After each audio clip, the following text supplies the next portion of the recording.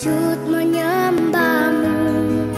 Ku bawa hatiku ini hanya padamu, Yesus. Puji Tuhan, kita bersama-sama di tempat ini untuk kita mau memuji menyembah Tuhan atas kebaikannya dalam setiap kehidupan kita. Juga Bapak Ibu yang menyaksikan siaran ini melalui YouTube di GBT Eklesia Jombang, biarlah kita bersama-sama siapkan hati seluruh kehidupan kita. Juga selamat datang untuk Bapak Hagai, selamat melayani, Tuhan Yesus memberkati. Mari kita satukan hati dalam doa, biarlah Tuhan menjamah melawat setiap kehidupan kita. Terima kasih Tuhan, kami bersyukur kepadamu atas hari ini Tuhan. Engkau telah jadikan bagi kami, rahmat Tuhan selalu baru setiap hari bagi kami Tuhan. Kami datang, kami bawa tubuh jiwa roh ini kepadamu, layakkan kuduskan hidup kami Tuhan.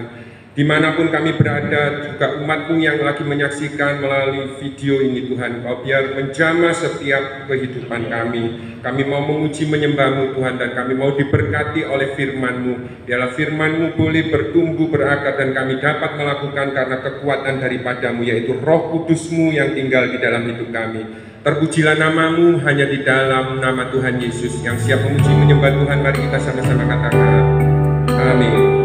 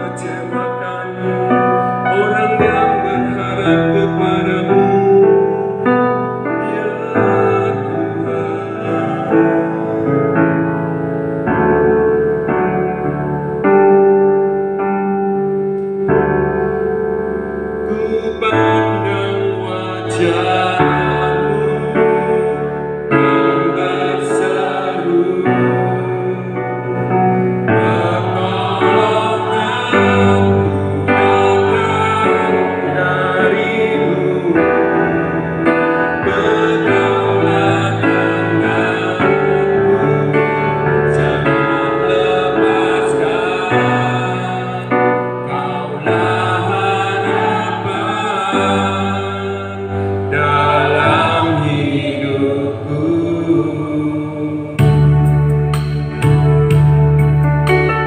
Semua oleh karena Roh-Mu Tuhan.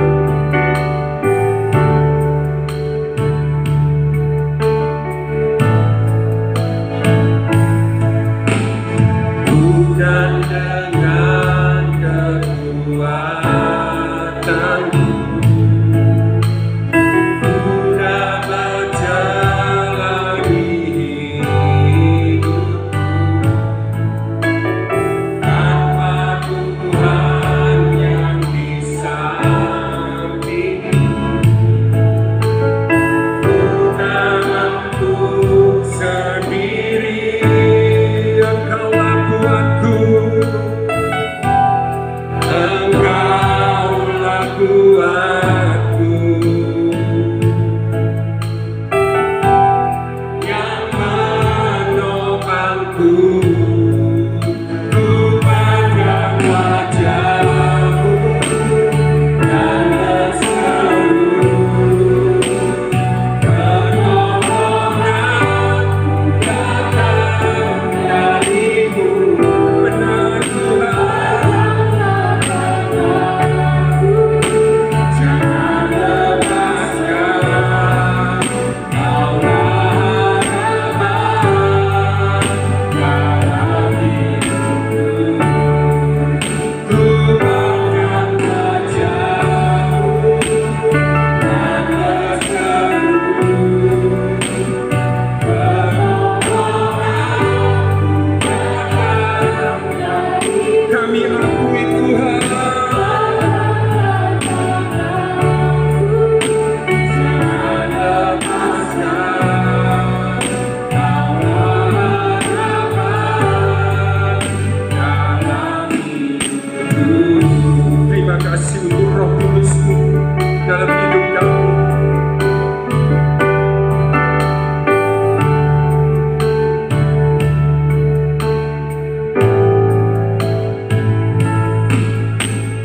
Bukan dengan kekuatanku,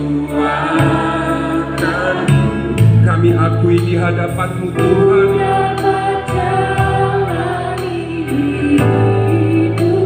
Sampai hari ini semua oleh karena Engkau.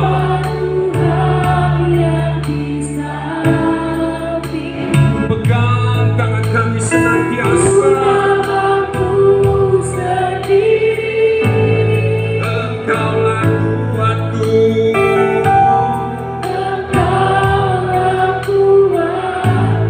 yang menopang kami. Mari kita bangkit berdiri dan katakan, dan berseru, pertolonganku datang dari-Mu. Angkatlah tanganku, jangan lepaskan, Kaulah harapan dalam hidupku. Ku pandang wajah-Mu dan berseru, pertolonganku datang dari-Mu. Benar Tuhan, lihat setiap hati kami kepada-Mu Tuhan. Inilah harapan kami kepada-Mu dan kami pandang Engkau.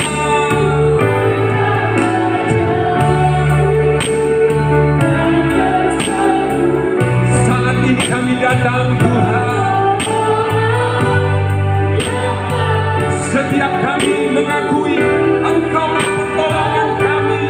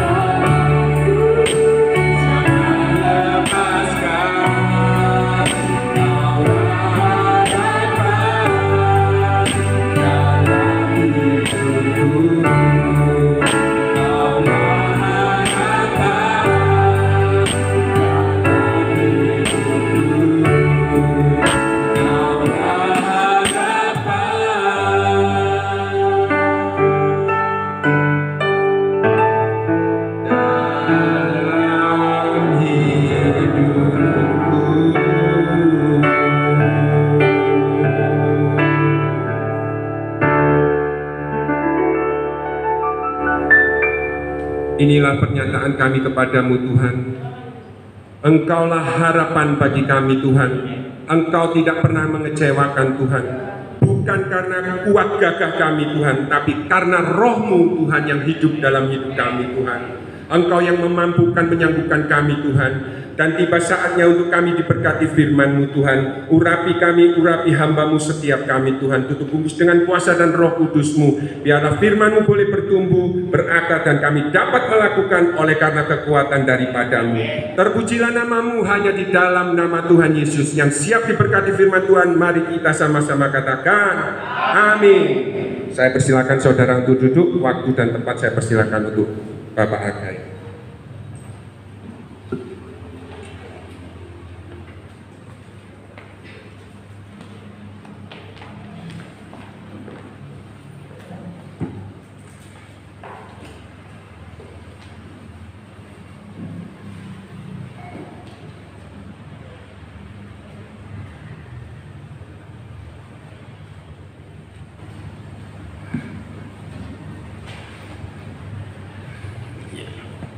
Shalom.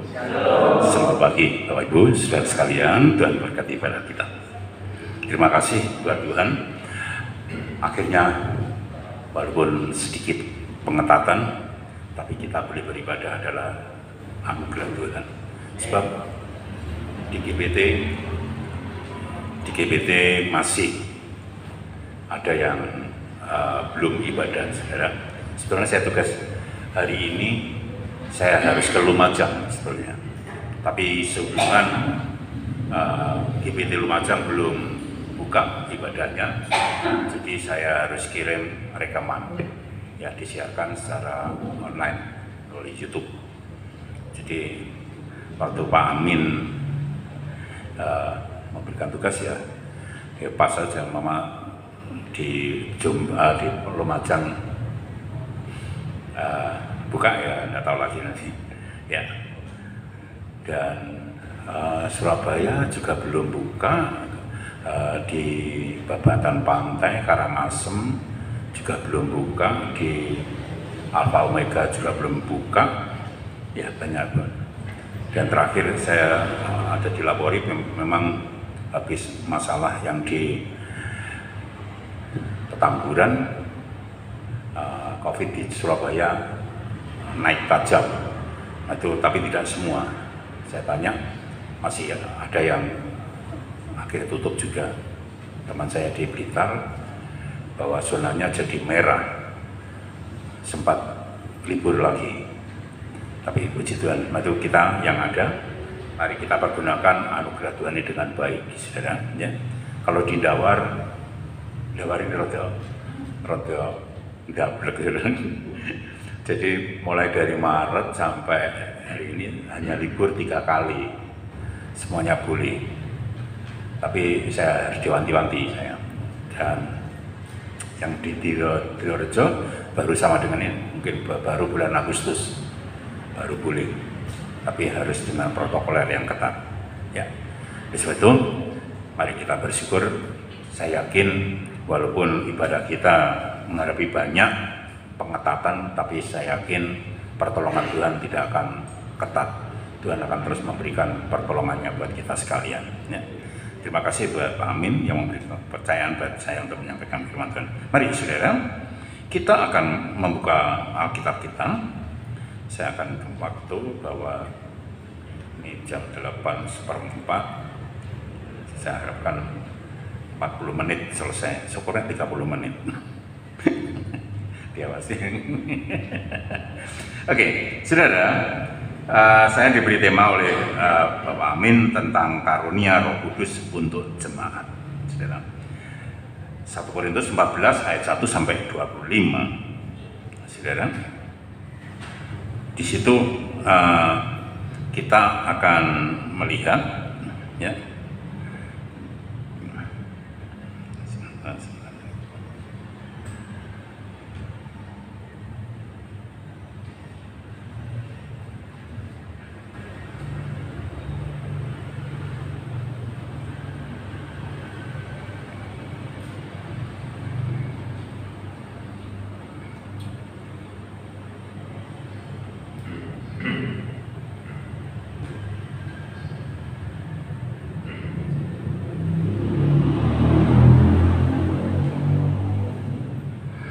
Ya, saudara, nggak usah kita berdiri, saudara simak antara ayat 1 sampai 25 itu tentang Roh Kudus, ya, tentang Roh Kudus yang harus dimengerti dengan baik.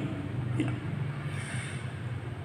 Saya tulis di situ, saudara, memberi karunia-karunia-Nya adalah salah satu pelayanan Roh Kudus dalam kehidupan orang percaya. Jadi, saudara, jadi sejak Tuhan Yesus naik ke surga, karya keselamatan berikutnya yang mengefektifkan adalah Roh Kudus.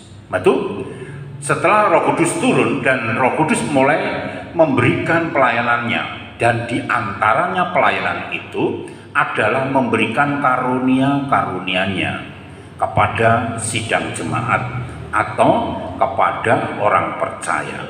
Karunia ini, saudara, dengan tujuan, saudara, supaya Roh Kudus ini akan terus melayani kita orang percaya. Karya keselamatan yang telah dibuat oleh Kristus itu semakin diteguhkan, ya, semakin diteguhkan. Itu salah satu pekerjaan Roh Kudus dalam kehidupan orang percaya, dengan diantaranya memberikan karunia-karunia. Jadi secara teologis, saudara, secara teologis, bahwa Roh Kudus ini memberikan karunia-Nya adalah untuk menindaklanjuti, meneguhkan orang percaya yang telah diproses oleh Kristus dalam keselamatan, supaya diteguhkan. Ya, ini salah satu pelayanan Roh Kudus di dalam kehidupan orang percaya, supaya karya keselamatan ini tidak hilang. Ini diteguhkan.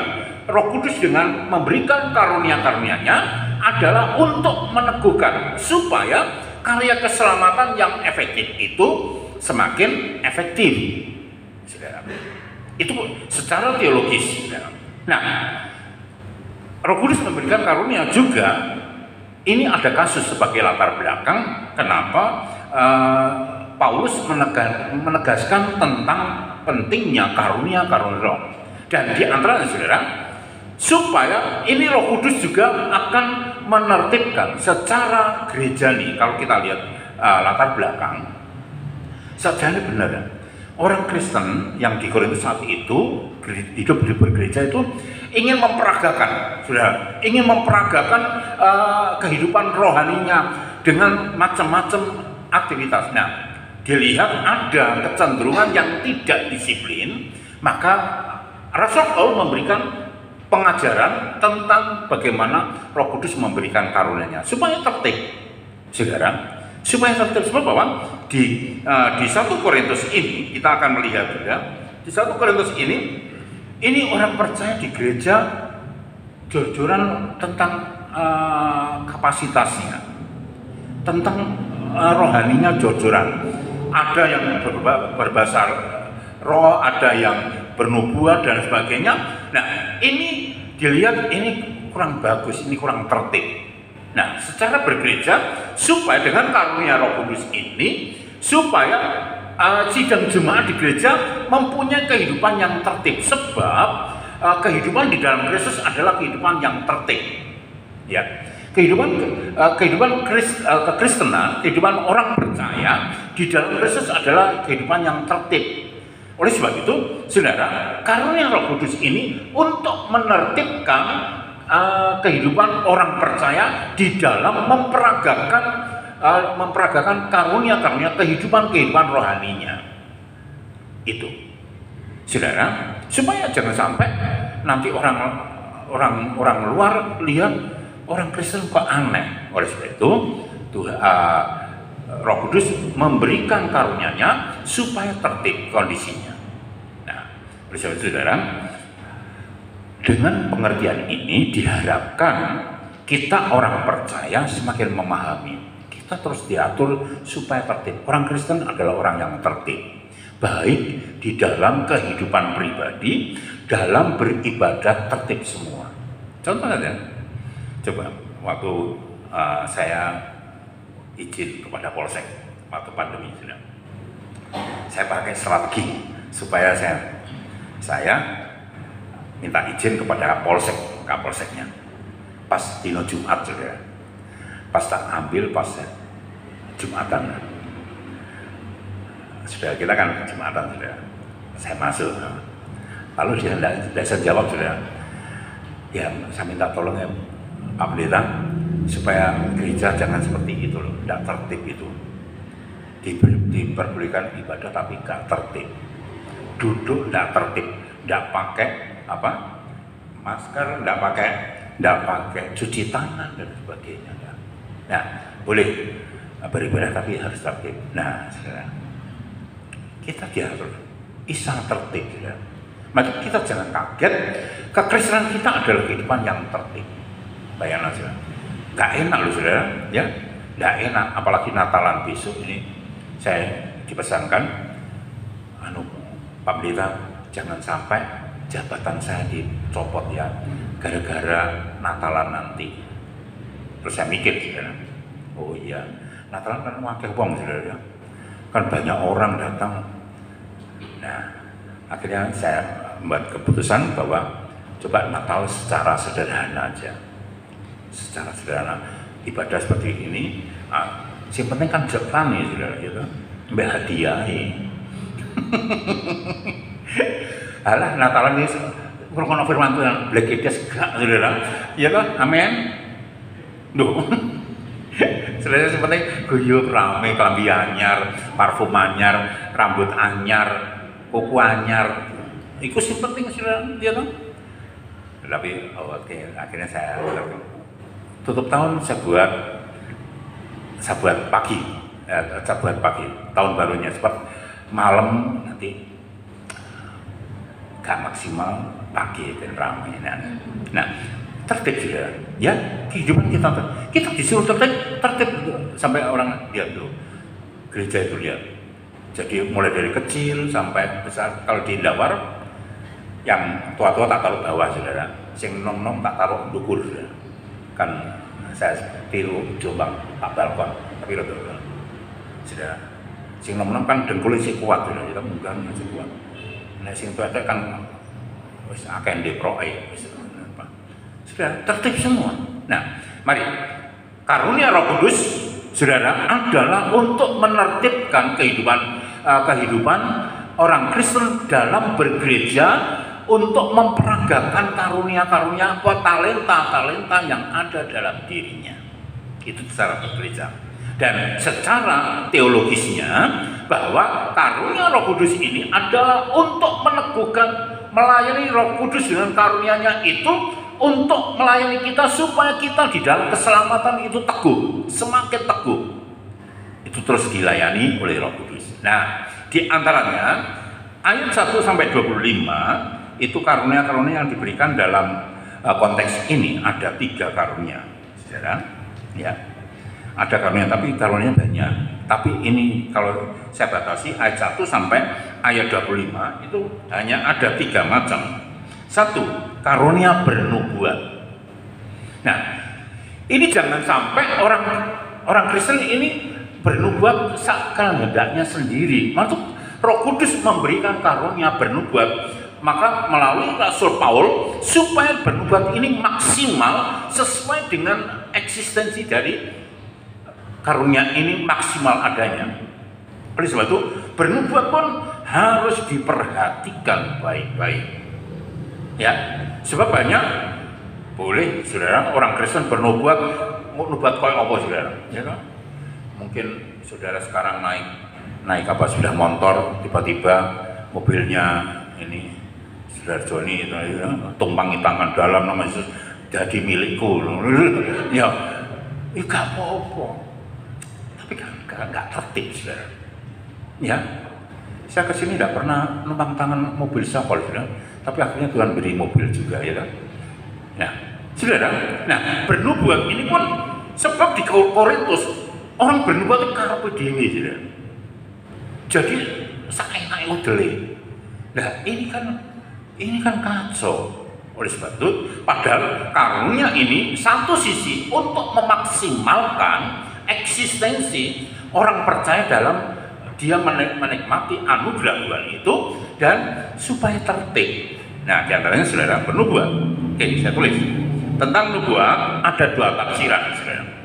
Nubuat itu ada dua tafsiran yang perlu kita mengerti, yaitu kemampuan dalam menguraikan, mengartikan firman Tuhan. Itu sama dengan nubuat. Nubuat kan memberikan pemberitaan, ya, memberikan pemberitaan yang sesuai dengan firman Tuhan untuk kehidupan.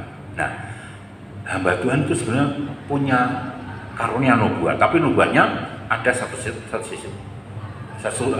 sisi, saudara, yaitu saudara membaca firman Tuhan, lalu saudara menafsirkan, lalu berpikir dan sebagainya, lalu menyampaikan. Itu sama dengan sudah nubuat. Saudara menyampaikan firman Tuhan tentang sesuatu yang bakal terjadi atau sesuatu yang efektif dalam kehidupan. Itu nubuat. Jadi hamba Tuhan itu menyampaikan firman Tuhan itu adalah manifestasi dari nubuat. Kan nggak ngerti, saudara, ya? Baca firman Tuhan, lalu oh ini maksudnya ini. Itu nubuat. Itu tafsiran yang pertama. Tafsiran yang kedua, saudara, menyampaikan rahasia peristiwa yang bakal terjadi dalam kehidupan untuk kondisi yang akan datang. Jadi nubuat ini adalah kemampuan atau menyampaikan rahasia atau peristiwa yang bakal terjadi dalam kehidupan untuk kondisi yang akan datang. Itu nubuat. Satu sisi tadi ada dua tafsiran. Tafsiran yang pertama tadi, dan sekarang tafsiran menyampaikan satu berita, satu rahasia untuk kehidupan atau peristiwa yang akan datang. Itu nubuat. Saudara, ya, karena saya pernah kumpul dengan hamba Tuhan maka tak pikir saya kaget pertama, nubuat, hei hambaku, kamu malas mek turu tok lho, tekan dina. Sudah pertama saya merinding, tanya teman saya, biasa Pak ya. Oh, iki bukan nubuat, ini lubuat, ya kan? Nah, ini saudara. Jadi ini penting, saudara. Tetapi kondisi ini harus disertai dengan kriteria yang baik. Saudara, kriterianya kalau saudara membaca ayat 3, yaitu bahwa nubuat itu berkata kepada manusia dan bersifatnya adalah membangun, menasihati, dan menghibur. Saudara, itu nubuat. Nah, nubuat melok-melok, ini perlu diwaspadai, saudara.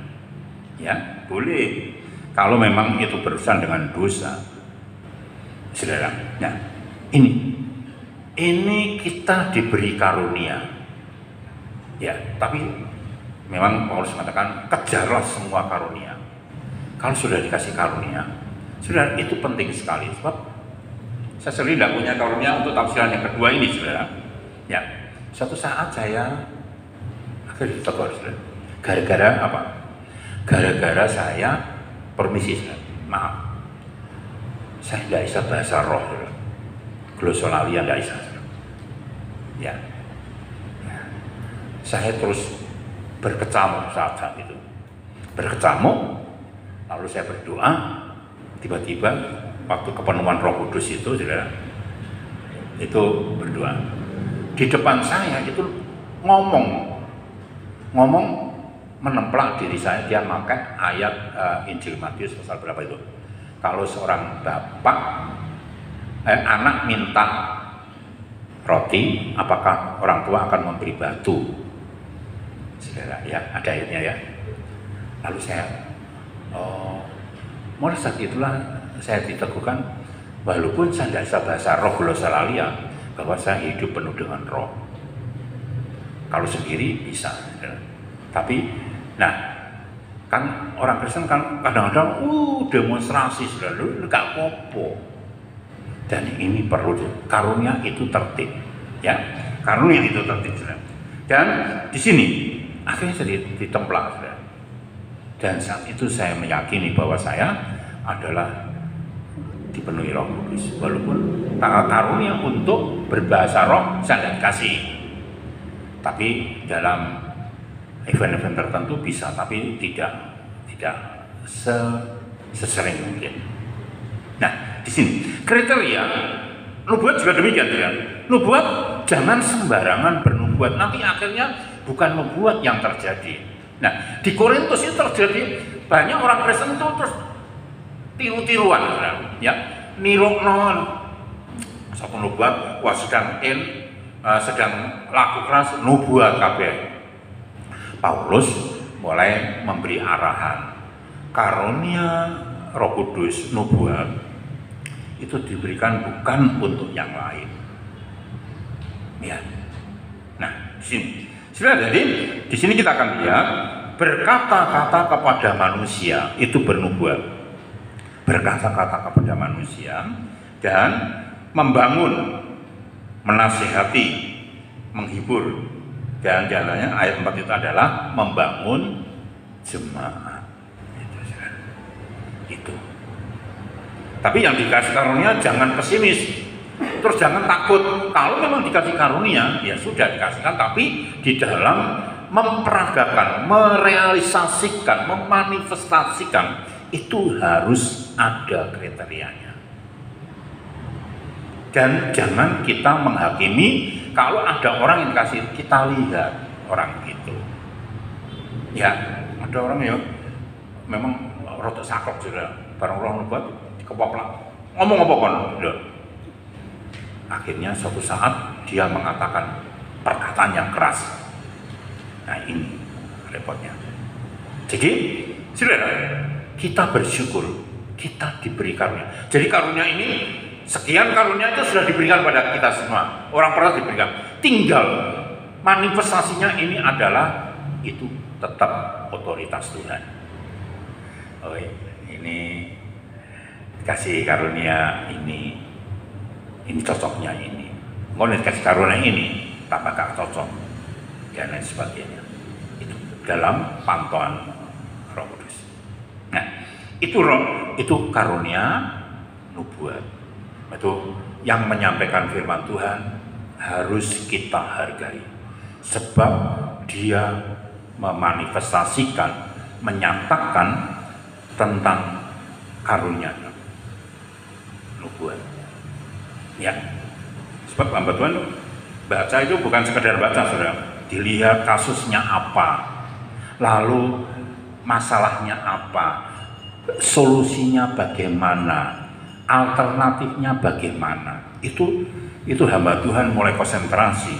Nah, itu kan kalau saya sudah sekarang rota hilang, sudah dulu saya harus buka buku banyak, saya interpretasi, saya bandingkan. Sampai kemarin Alkitab saya waktu beli di Kanada mahal, saudara. Ternyata dimakan rayapnya tidak jadi rohani sama sekali. Strong itu saya waktu jadi kepala asrama itu saya sama Henok ayo beli ini strong dari Kanada, itu mahal waktu itu. Saya pikir tiba-tiba hujan, lemari saya tidak perhatiin, tak buka, rayap menghabiskan ini Concordan strong, saudara.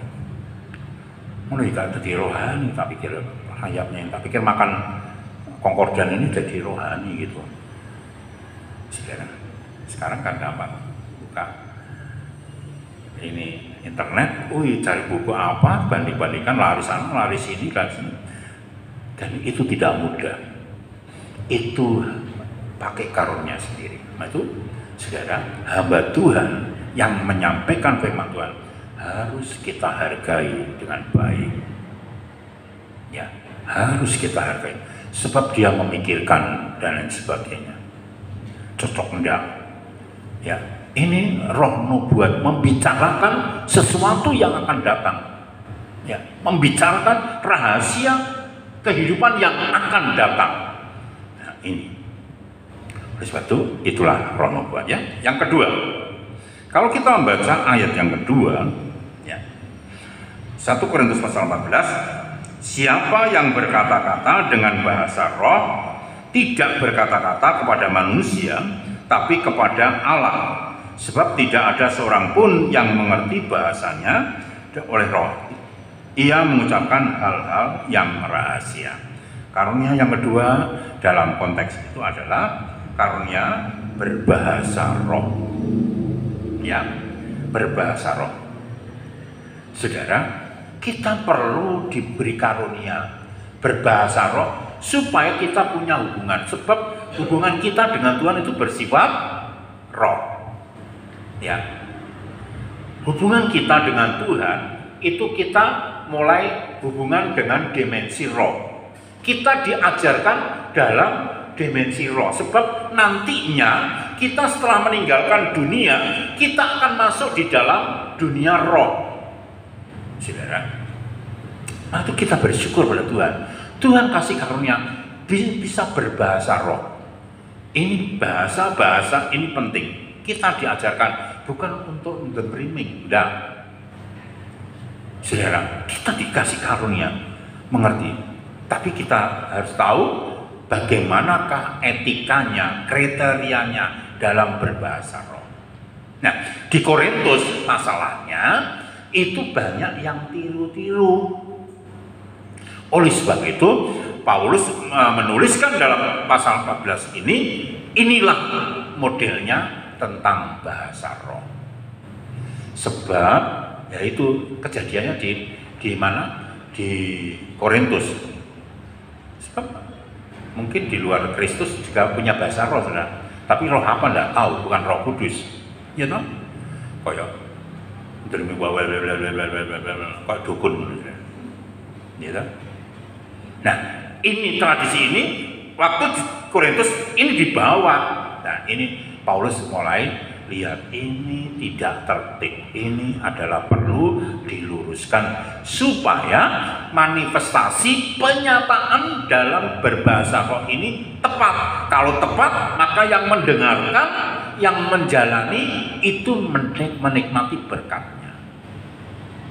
Itu maksudnya. Nah, itu ditertibkan. Nah, berbahasa roh kriterianya. Saudara kalau membaca ayat itu, bahwa berbahasa roh itu tidak berkata-kata kepada manusia, tetapi kepada Tuhan. Jadi orang yang berbahasa roh itu tidak berkata-kata pada manusia. Manusia nggak ngerti, saudara. Dia berkata-kata kepada Tuhan. Nah, itu bahasanya pernah saya debat. Kira-kira analoginya itu modelnya bagaimanakah bentuk bahasanya? Ya nggak ngerti, saudara. Roh, ada yang menafsirkan, ada yang menentok itu bahasa roh. Jangan ngantuk sebenarnya, bahasa roh nggak ngantuk gitu. Tapi yang ngomong haleluya kan, jangan selalu ada jin haleluya, itu keliru banget gitu. Ya, jadi orang yang berbahasa roh itu adalah berkata-kata kepada Tuhan. Bahasanya bahasa roh. Ya. Rohnya ini berbahasa. Itu bahasa roh. Kita perlu ngomong-ngomong sama Tuhan. Tuhan bukan bengak. Enggak, kita punya roh berbahasa. Dia ada yang mengucapkan yang paling standar haleluya kan, haleluya. Tapi di dalam haleluya itu ada komponen bahasa-bahasa. Ada yang mengucap syukur, ada yang memohon, ada yang macam-macam. Akhirnya yang terbungkus di dalam haleluya itu. Ya. Bahasa roh. Roh kita berbicara kepada Tuhan. Bahasa roh tidak berbicara kepada manusia. Kedua, bahasa roh ini adalah mengucapkan hal-hal rahasia. Dia mengatakan ini bersifat rahasia pribadi. Ya. Rahasia pribadinya berkata-kata. Ini penting. Sebab hidup kita penuh dengan misteri. Banyak rahasia yang tidak kita mengerti. Ya, adanya banyak perkara yang tidak aku mengerti. Nah, inilah. Dengan bahasa roh inilah kita mulai berkata-kata kepada Tuhan. Inilah rahasia kami, Tuhan. Inilah rahasia kami. Entah itu beban berat, entah itu tekanan, dan lain sebagainya, entah itu penyakit. Ya, sering kan gitu tidak? Kemarin, berapa bulan, saya hampir kalau 4 bulan sekali saya ngecek dada saya. Ya, ada anak sakit gitu, saya cek, oh enggak, hanya banyak kepikiran aja Pak Pendeta. Itulah. Saya berdoa, kadang-kadang kalau agak sakit gitu, saya tumpangi tangan. Istri saya tidak ngerti. Saya diam, dengan roh saya berkata-kata kepada Tuhan, Tuhan tolong. Ya, pekerjaan masih banyak dan sebagainya. Saya tumpangi tangan sendiri. Enak. Loh, ini bahasa roh. Ini bahasa rahasia yang tidak diketahui oleh. Daripada tak cerita nyonyahku tambah dilono, apa kono kakean. Lho kalau istri kan kadang-kadang akeh nyelakune daripada ndak ya. Amin. Gak dia ngono. Mbok yo suaminya itu ditopang, sing ngoni, sing kemangan, dilokno ae. Gitu sampai suami ini meneng. Iki kok cepet mati ya. Ya kalau tak kandani kan suamiku loh, ya suami tapi aja dilokno ae, dihormati, gak menghormati. Mulai itu diam kan. Tapi kok lali nek. Ya, itulah bukannya apa-apa pengujian ya. Oke, Saudara. Lalu membangun diri sendiri ayat 4, Saudara. Siapa yang berkata-kata dengan bahasa roh, ia membangun dirinya sendiri. Tetapi siapa yang berbuat, ia membangun jemaat tadi. Ya. Jadi bahasa roh ini adalah membangun diri sendiri. Kita dikuatkan, kita dihibur. Saudara, itu. Jadi bahasa roh memang antara glosolalia dan itu berbeda, saudara. Manifestasi. Ya, seperti waktu kasusnya di Kisah Rasul pasal 2. Murid-murid berbahasa roh, saudara. Kabeh gak ngerti, saudara. Ya, kabeh gak ngerti. Padahal ada yang diucapkan oleh para rasul di Kisah para Rasul pasal 2 itu. Ada yang diucapkan. Ternyata, nah ini ada orang yang bisa menafsirkan. Nanti kita bahas ya. Oke, saudara. Dan bahasa roh ini kalau kita membaca ayat 14 dan ayat 15, saudara, ini ternyata ya ayat 14 dan 15. Sebab jika aku berdoa dengan bahasa roh, maka rohkulah yang berdoa, tetapi akal budiku tidak turut berdoa. Jadi apakah yang harus kubuat? Aku akan berdoa dengan rohku, tetapi juga aku akan berdoa juga dengan akal budiku. Aku akan menyanyi dan memuji dengan rohku, tapi aku akan menyanyi dan memuji juga dengan akal budiku. Jadi, bahasa roh ini adalah terkendali bekerja sama dengan akal kita. Bukannya terus los-losan ngono, saudara. Ya.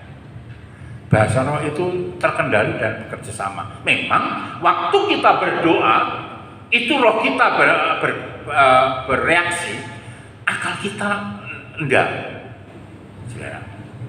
Ya, memang secara definitifnya itu demikian.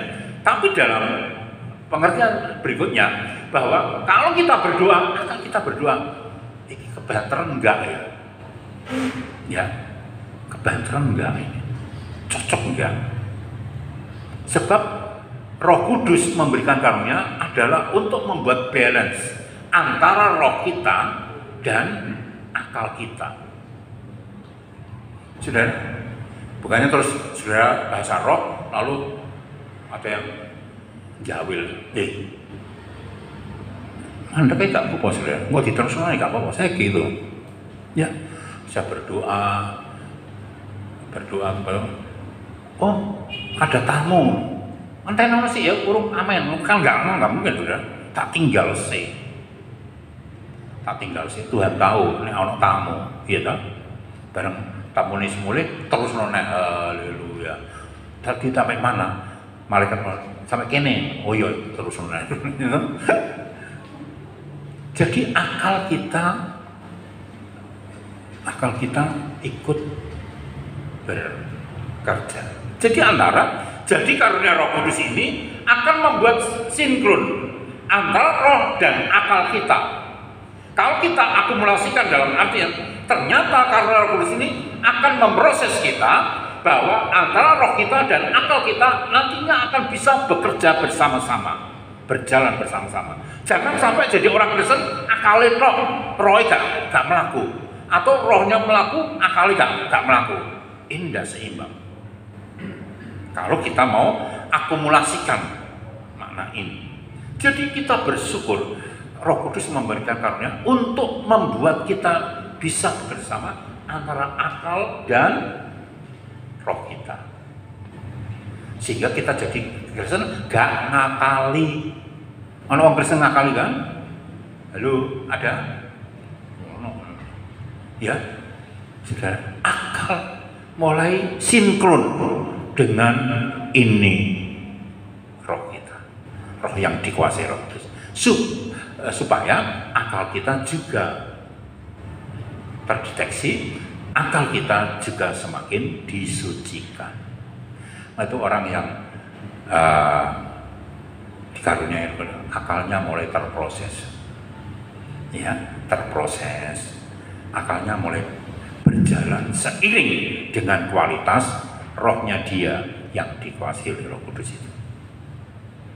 Nah, itu bahasa roh. Jadi sidang jemaat tidak apa-apa kalau sudah bahasa terus. Memang jemaat itu harus tertib. Bahasa roh silakan, ada dua penuh, tapi harus terkendali. Ayat yang lain mengatakan lagi, nanti kita akan lihat, saudara, gantian. Jangan sampai jor-joran war, ada orang jiwa baru masuk, ikut ngene aneh, akhirnya gak perlu gereja. Itu yang terjadi di Korintus.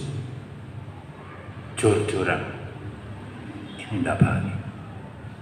Padahal Roh Kudus ini adalah roh yang tertib dan memberkati. Ya. Oke. 3. Karunia yang ayat kelima yaitu karunia mengartikan bahasa roh. Nah, ini itu akan lebih penting. Ada bahasa roh, ada yang mengartikan supaya bahasanya ini bisa dimengerti oleh orang lain yang mendengarkan.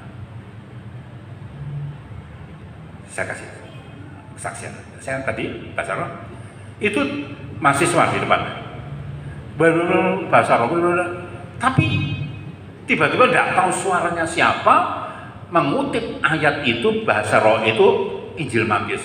Kalau seorang anak minta batu, apakah minta roti, apakah orang tua bapaknya akan memberi batu, lalu memberikan kekuatan yang mendengarkan.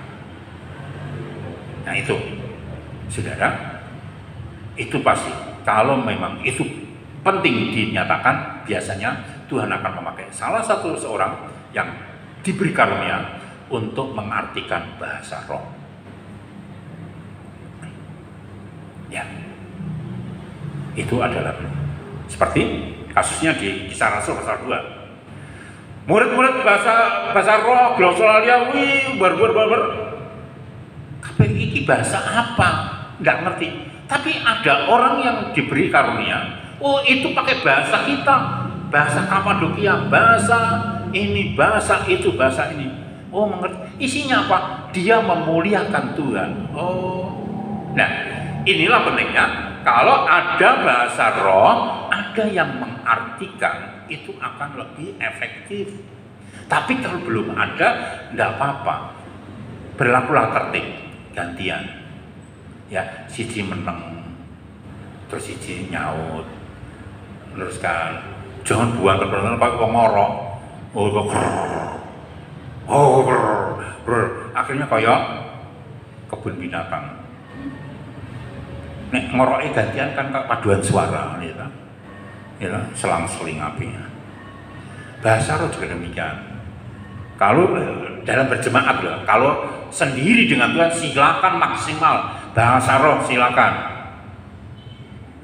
silakan maksimal sendiri dengan Tuhan di kamar sendiri, bahasa roh sendiri, itu bagus, membangun dirinya sendiri. Tapi kalau berjemaat, kalau berbahasa roh diharapkan, ini kasusnya di Korintus, diharapkan tertib. Ya. Suatu saat ada seorang yang bahasa roh, yang satu itu ekstrim, gak mau terima. Akhirnya orang yang bahasa roh dikuaplak nih, ngomong apa kamu? Menang saudara, kan tersinggung dia tahu. Besoknya berdoa lagi, ada yang mengartikan, lalu yang gepuk ini ditunjuk, kamu keras kepala, lu kan kainan.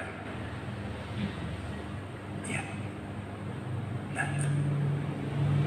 Tapi jangan dibuat-buat. Kalau dibuat-buat nanti akan tertemplak bagi diri kita sendiri. Seperti kasusnya anak-anak Skewa di Kisah Para Rasul.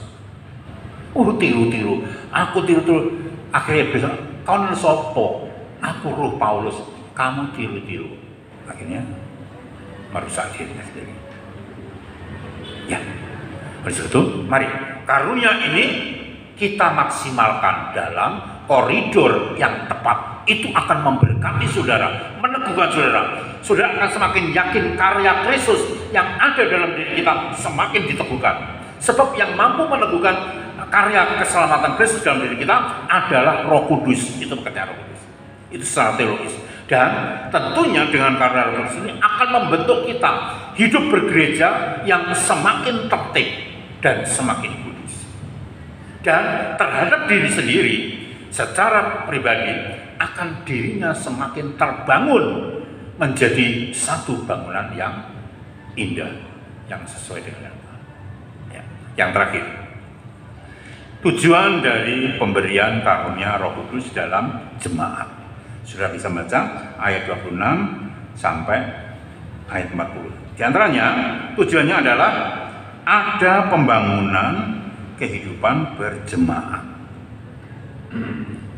Roh Kudus diberikan adalah tujuan untuk membangun jemaat ini kekal bergereja, supaya jemaat-jemaat ini terbangun dengan adanya orang-orang yang dipakai untuk memperagakan karunia Roh Kudus, sehingga jemaat terbangun. Ya, terbangun. Itu tujuannya. Dan tujuan yang kedua adalah ada ketertiban dalam pertemuan berjemaat. Jangan sampai kasus di Korintus itu lalu hidup berjemaat akhirnya tidak tertib, karpe dewi, emosinya sendiri, ini tidak bagus, tidak memberkati nanti. Itu tujuan yang terakhir adalah ada kesopanan. Jadi bicaranya orang Kristen ada kesopanan, ayat 40 saudara, ya. Ayat, supaya itu ya. Ayat 40 katakan, tetapi segala sesuatu harus berlangsung dengan sopan dan teratur. Itulah maksud Tuhan kasih karunia Roh Kudus pada jemaat. Mari kita bersyukur. Sebenarnya kita tidak mengerti, tapi Roh Kudus membuat kita mengerti supaya kita terletakkan menjadi satu kehidupan yang semakin menyenangkan, menikmati berkat-berkat ilahi dalam tatanan hidup kita. Sekian dan berkat ibadah kita. Amin. Mari kita pamit berdiri bersama-sama.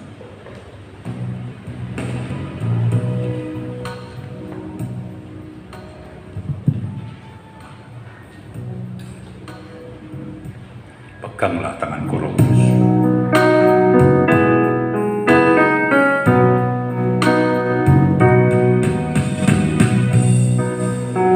Peganglah tanganku, Roh Kudus.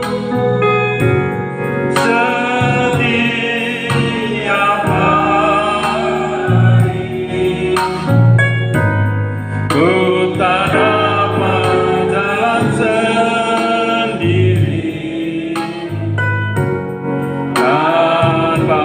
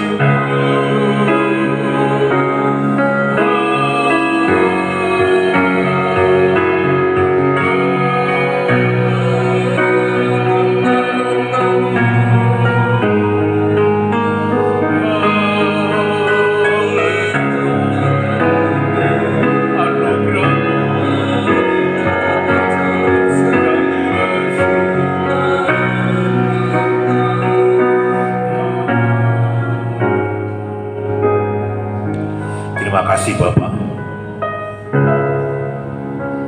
Kalau Tuhan melalui Roh Kudus tidak memberikan karunia-Nya buat kami